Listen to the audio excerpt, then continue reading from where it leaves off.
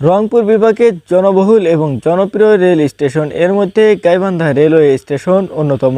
Brahmaputra Sultanpur railway company 1899 থেকে 1900 সালে সান্তাহার থেকে ফুলছড়ি ইস্তামাক পর্যন্ত 94 কিলোমিটার দীর্ঘ রেলপথ নির্মাণ করে। বর্তমানে লাইন ফুলছড়ি উপজেলার বালাসীঘাট পর্যন্ত আছে। 44 কিলোমিটার দীর্ঘ 27 মাইল বোনারপাড়া কাউনিয়া লাইন 1905 সালে নির্মাণ করা হয়। এ সময় গাইবান্ধা রেলওয়ে স্টেশন তৈরি করা হয়। 1875 সালে নর্দার্ন বেঙ্গল রেলওয়ে কোম্পানি উত্তরবঙ্গে প্রথম রেলওয়ে চালু করে।